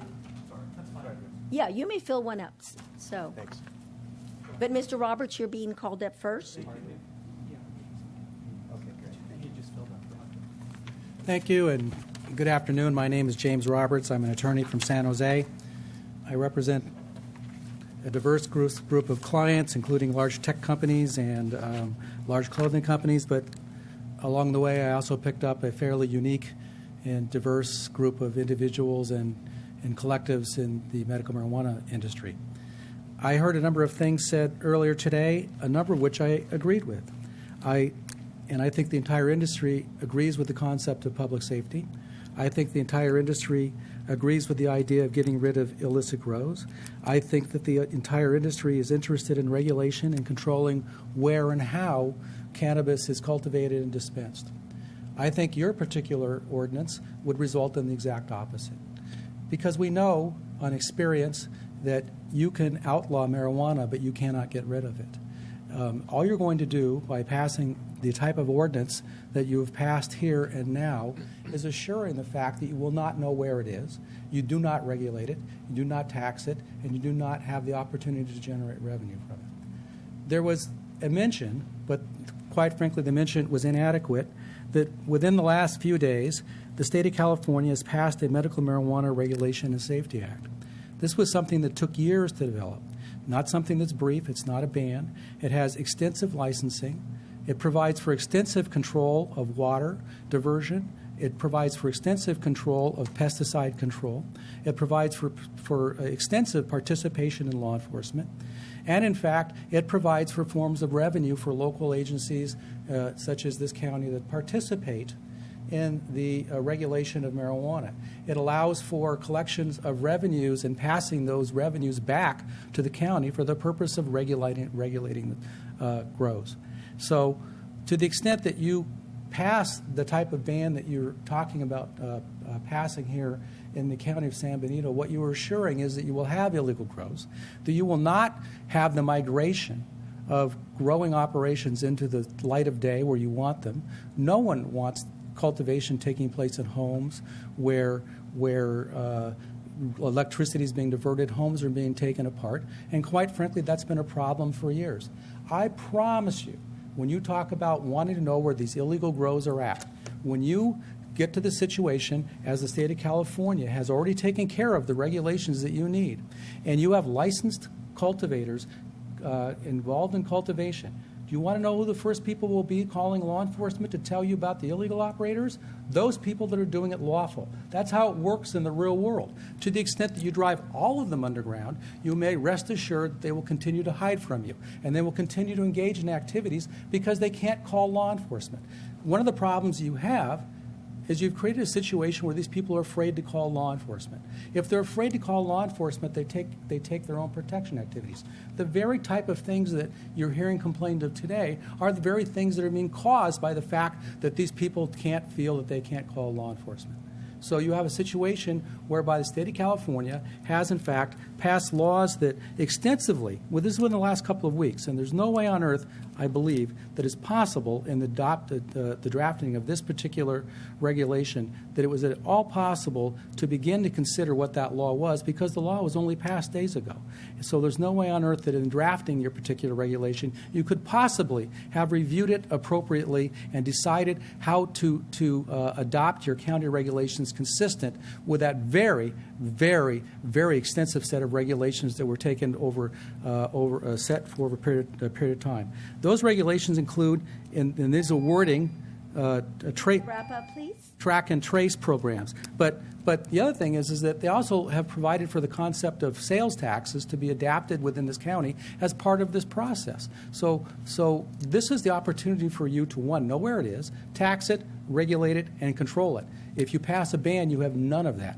I'm sorry, but one more minute. Law enforcement had their opportunity. I'm probably the best spokesman for this industry.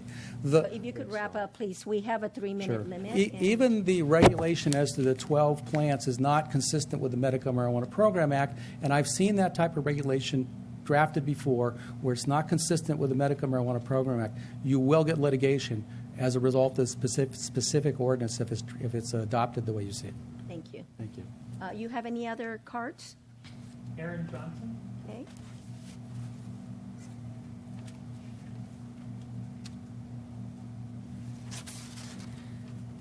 Good afternoon, Chair Barrios, members of the Board of Supervisors.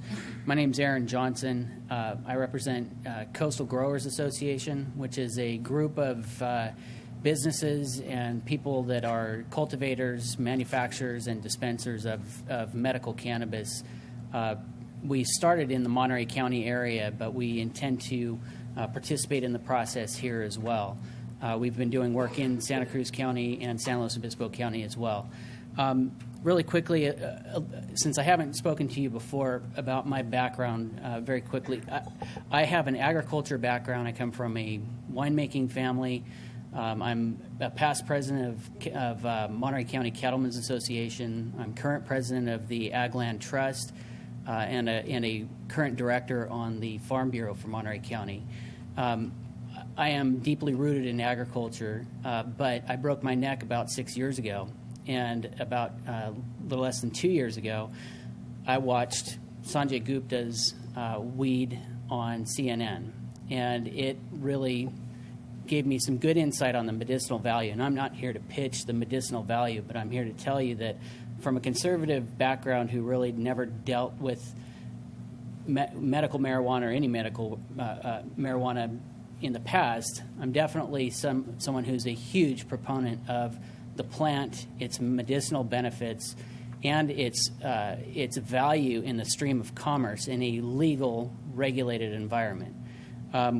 What I heard today, I will just echo, I believe it's Mr. Roberts' sentiments, as well as Mr. Rivas and Supervisor De La Cruz. And, you know, at this point, in my reading of the staff report and the proposed ordinance, we are very premature, largely because we have this AB 266, 243, and SB 643 that were passed, 10 days ago.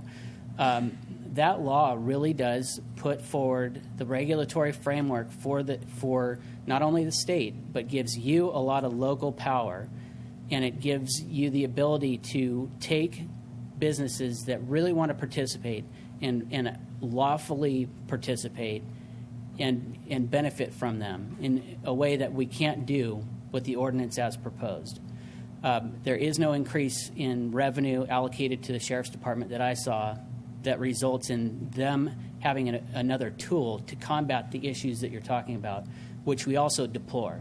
I mean, it's horrible. It's horrible what they've been doing to watersheds. I'll tell you really quickly, the Farm Bureau met as of 2 Thursdays ago. We took a position that we would not necessarily support the use or medical cannabis as a whole, but acknowledge that it is an agriculture commodity. If you could summarize, please. Yes, and as such, it should be treated no harsher, no other benefits than every other ag commodity, which includes water, pesticide, labor issues, things like that.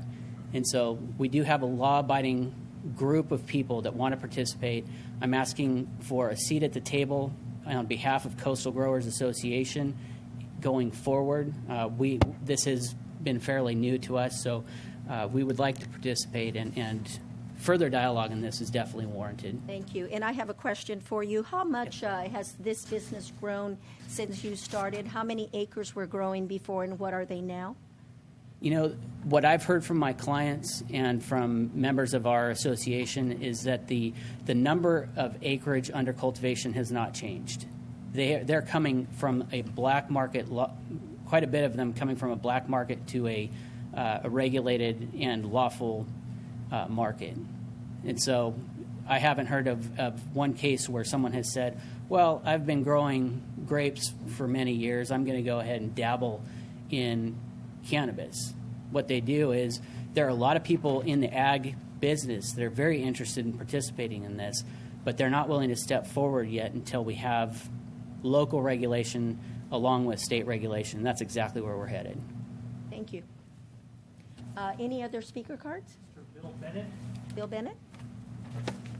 Thank you for letting me speak today. Supervisor LaCruz and Rivas kind of made most of my points, so I'll just let you know who I am. I am a part owner of a collective in San Jose that's been operating legally for 4 years, and we would like to point out that we don't have any dogs or guns, or we grow everything indoors where we sell. So we're that type of operation indoor. We pay all our sales taxes and a marijuana business tax of 15%, and I'll give you some round numbers on a monthly revenue is that kind of that amount of money on about $150,000 a month that gets rung up through the registers at the collective. I agree with the sheriff as far as all the illegal activity and on the environment, and that we do need to regulate this mess, but it's the illegal stuff that needs to be regulated. And if at any point any of you want to visit or to have us come in and talk to you guys and kind of open your eyes as far as what it might look like in a legal operation, Allguard is at our place. The sheriff comes in anytime he wants to. The city council has been in San Jose. So anyway, I just, you guys had already made my points, so I just want to let you know who the other side of that is. So. Thank you. I have a question. Yes. What is the number one industry in San Jose? The number one industry? Mm-hmm. I'm not sure. No, I don't know. Do you know what the number one industry is in San Benito County? Yes, it's ag. Yes. All right. Right. I just wanted to know if you knew. Thank you. Okay. Thanks. Any other speaker cards? Okay. Any other speakers from the public? I did have a speaker card.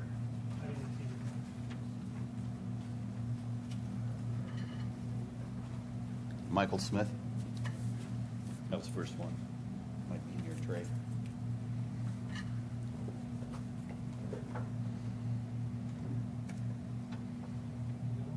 Okay. Thank you. Michael Smith, Hollister. I've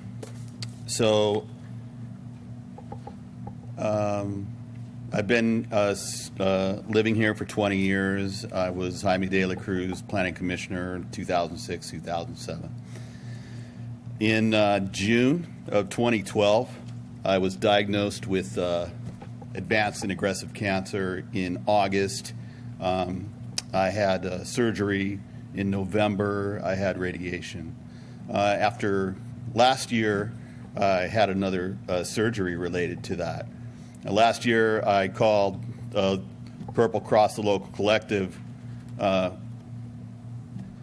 related to my surgery because at that time I had a card. I don't now.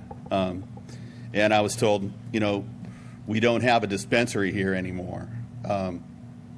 And so I looked into it a little bit, and it turns out there's an agreement between San Benito County and Purple Cross, but there's no dispensing of it. So in that position, I appreciate that you're addressing the Compassionate Use Act, but growing cannabis and then curing it is actually a pretty involved process. It takes about 4 months to do that.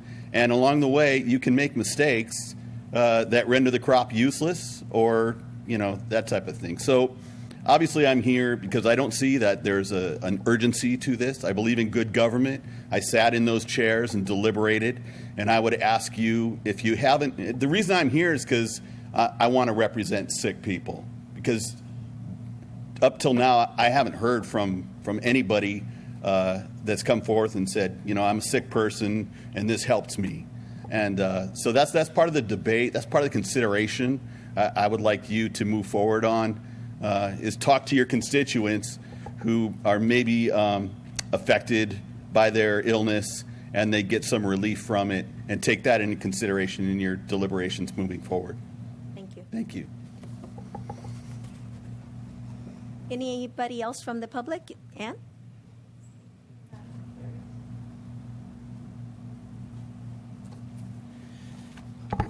Following the last speaker, I hope I don't come across as callous, but I was reviewing the pros and cons in my mind over what's been discussed. What I heard for the pros of not putting together this ordinance is one thing: the revenue from sales tax. That's about it. Do we want to be in the pot industry? I don't think so.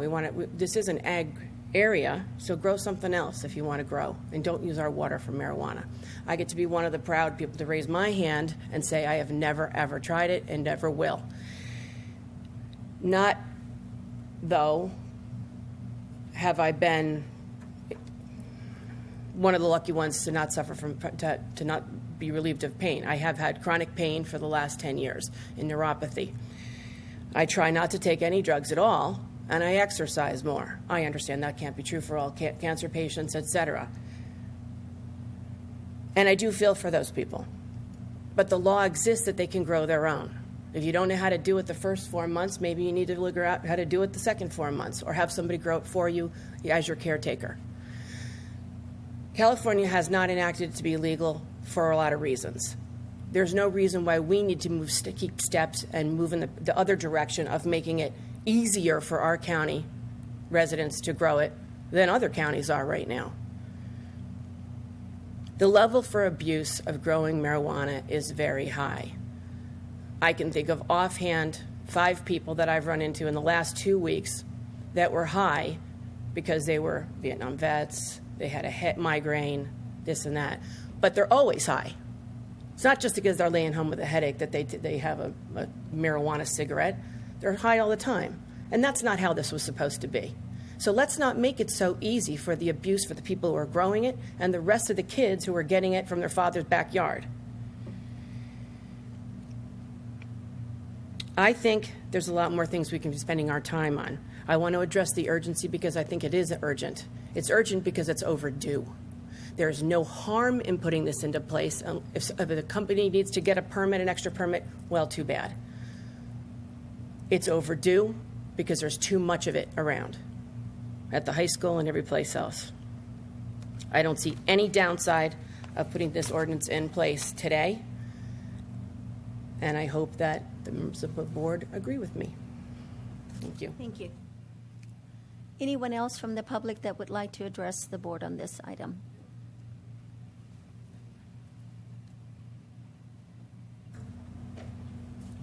Yeah, thank you, Chair. In the House, I also like to add my voice to what I the last speaker has said. Actually, we know that a medicine is a medicine. For example, cocaine is used as a drug. It's medicinal. But you don't go ahead enacting a law to make cocaine free, as something that people can just grow freely and maybe market it. If marijuana is medicinal, let it be kept as a medicine. For those who have need of it, they know where to get it. They go to the pharmacy, the doctor prescribes it, or the pharmacist prescribes it, and they take it. If it is illegal, it is still illegal. We don't need to make it legal as an ordinance for it to be used as medicinal. It is not a case that has to affect everybody. It's something that has to affect few people. And because of few, if we try to make it a law, think of how it has been now that is illegal. People are taking it.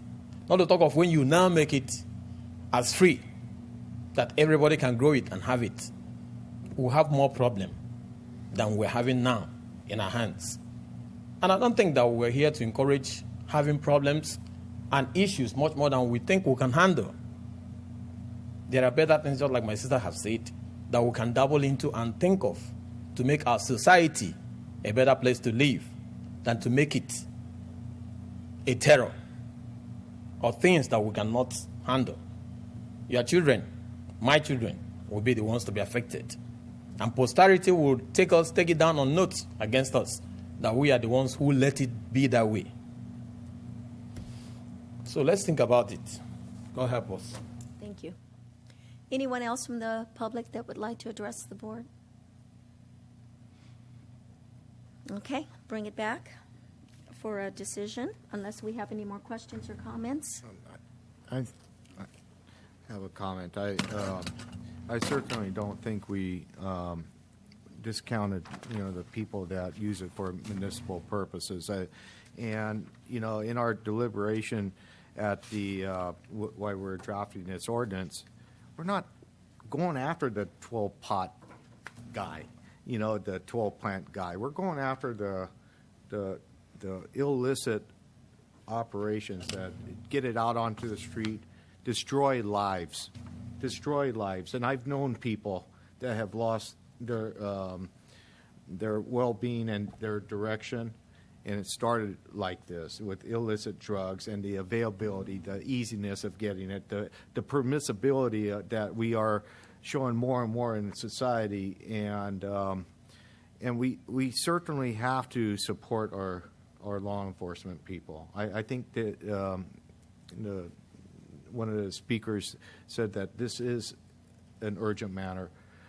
We could address some of the provisions in the ordinance at a later date, but today let's give the tools to go out tomorrow and protect our community to law enforcement. And so it's really needed. It's really needed, and hopefully we have your support to put this in place. We come back, evaluate it in deeper detail. I think even the pro-marijuana people support something that needs to be in place, and we'll work with them. But let's get something that we're way behind other counties. Thank you. Thank you, Supervisor Botello. Any other questions or comments? Okay, then I'll entertain a motion. Can I read the title of the ordinance, and I'll take care of that for you. An urgency ordinance of the Board of Supervisors of the County of San Benito adopting a marijuana cultivation ordinance by adding Chapter 11.15 to Title 11 of the San Benito County Code. So then the motion just needs to deal with B and C. Okay. I'll make a motion to accept the introduction and waive the further reading of the ordinance and adopt the urgency ordinance number, have it right here. Where am I? Oh, It's not there. I don't know What's the number?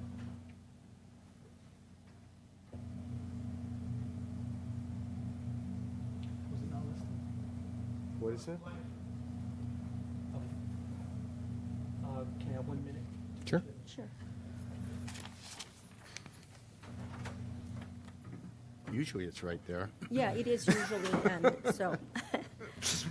You will also have to add your CEQA finding too. You have to add the CEQA finding. Oh, okay.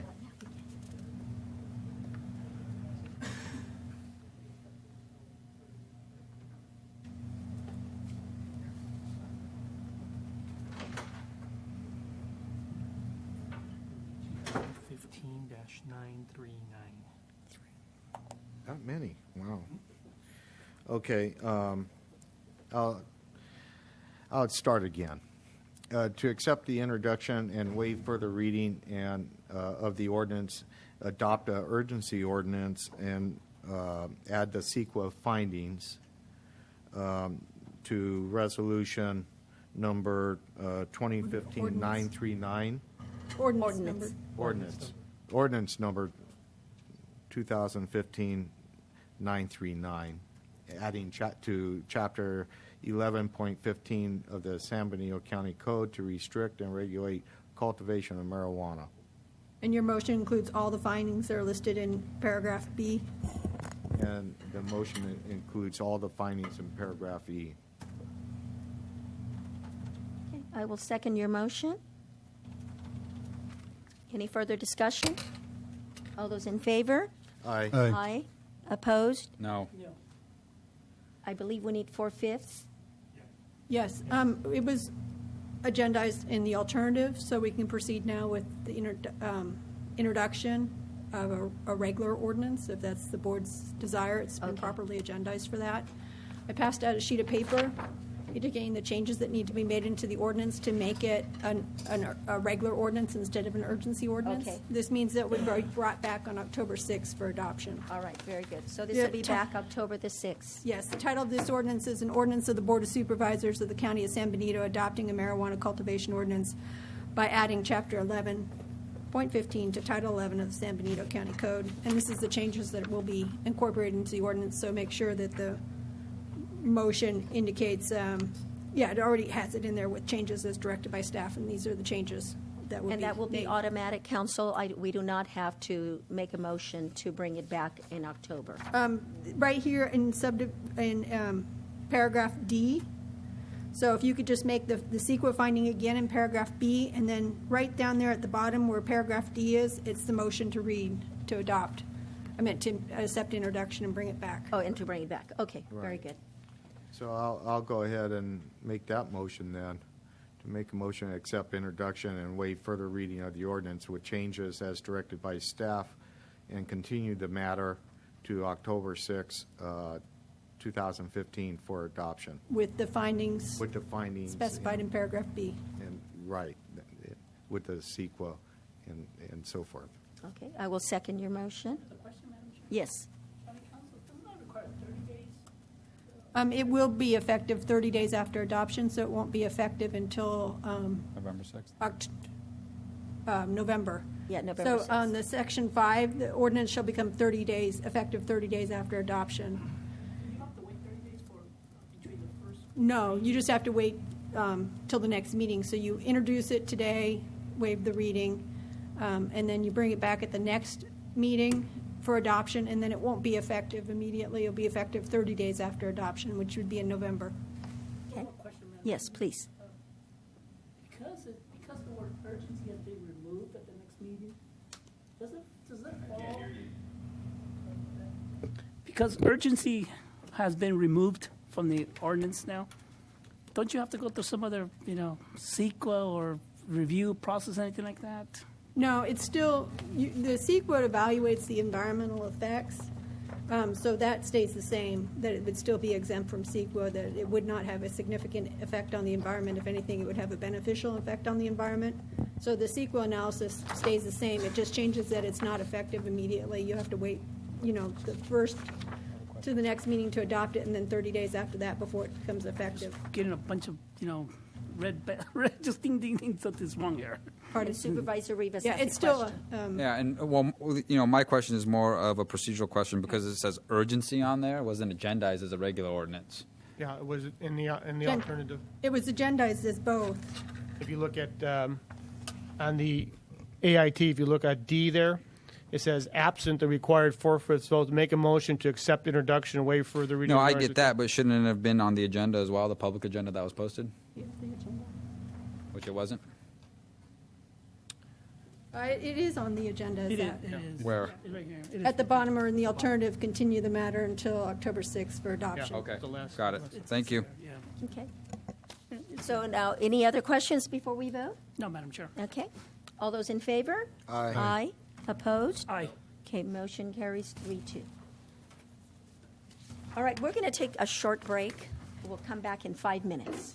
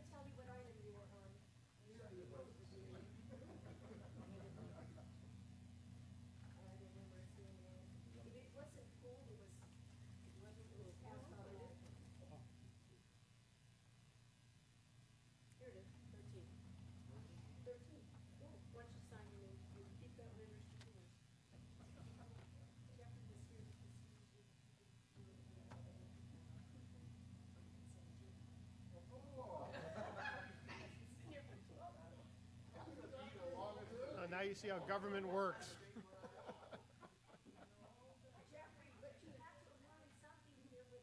Right. Now you see how government works.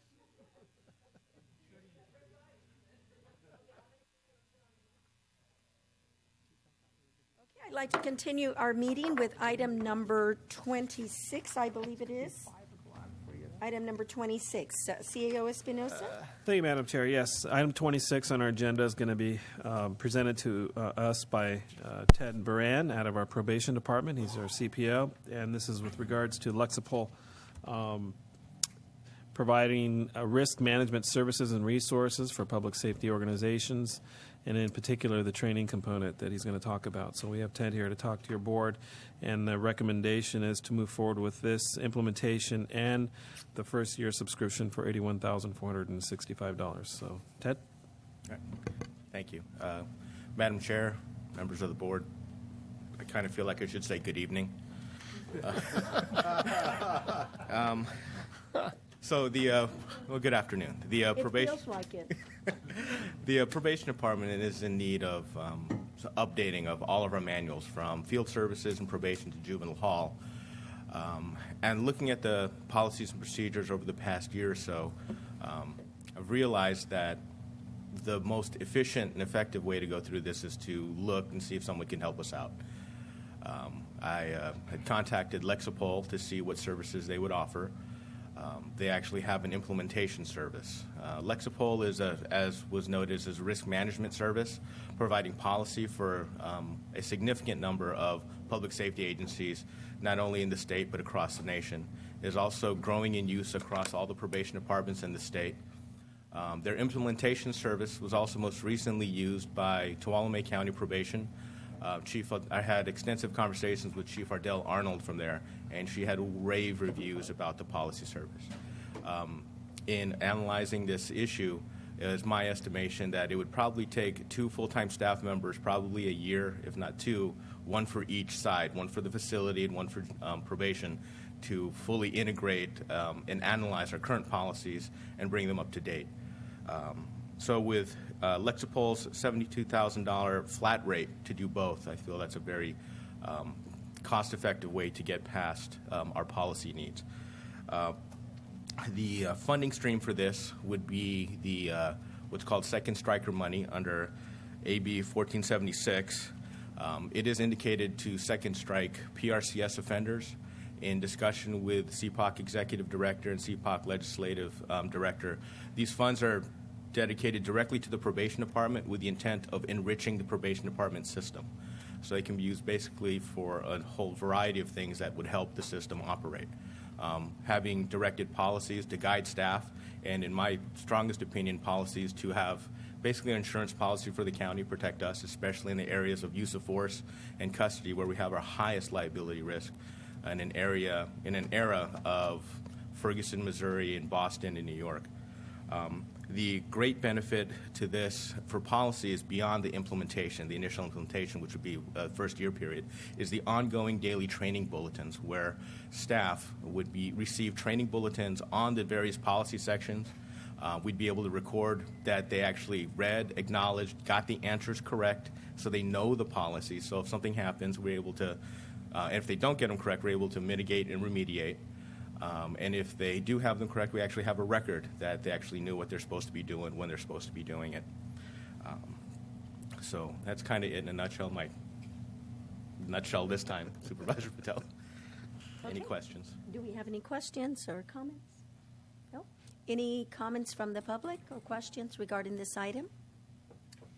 Okay, I'll bring it back. Move per staff recommendation. Second. Motion and a second. Any further discussion? All those in favor? Aye. Opposed? Motion carries. Thank you. Thank you. Ted. Thanks, Ted. Okay, item number 28. Thank you, Madam Chair. This is our last item on our regular agenda. This is coming out of our RMA department. We have Brent Barnes here to make a CEQA finding and accept introduction of small residential rooftop solar energy system review ordinance, which would add Article X to Chapter 21.01 of the San Benito County Code. Brent? You've just made my presentation for me. Thank you very much. I was going to recommend that we limit this to 12 panels and an indoor-only installation. But based on the last conversation, I think we could turn the lights on to power it. so. If there are any questions, I'd be happy to answer them. I'm so glad you have a sense of humor, because at this time of day, we need it badly. If they don't have a sense of humor, there's nothing left. Madam Chair, I have one question. Who in the heck hired this guy? You? Actually, I do have a serious question. I'm sorry? I was actually approached by, and unfortunately I don't remember which one, I want to say one of the presidents of the Homeowner Association. He heard that this was coming down the pipe. Yes, sir. And he was wondering how this would affect their process of approving, the placement of solar panels and their CC&Rs. State law is very clear about that, and although we offer and recommend to solar installers and to the retail customer, the homeowners, that they work with their homeowners associations, there are strict standards in the state law that really preclude design control on solar panels. So in other words, the bottom line is it won't change the process, although we strongly encourage a good neighbor policy. Thank you. Thank you, Madam Chair. Any other questions? Okay. So just to be clear, our recommendation is to read the title of the ordinance, make a motion to accept, and waive further reading on continuance to October 6th. Thank you. Any questions or comments from the public? Okay, I'll bring it back for a motion. If this is not just a per staff recommendation, then somebody else is going to have to read the motion. Otherwise, I'll make the per staff recommendation. You have to. I can read the title of the. Thank you. The title of the ordinance for the record: an ordinance adding Article 10 to Chapter 2101 of the San Benito County Code, entitled "Small Residential Rooftop Solar Energy System Review Process," and then you can make the finding per number 2. Find that it's exempt from CEQA pursuant to. Just read that starting at number 2.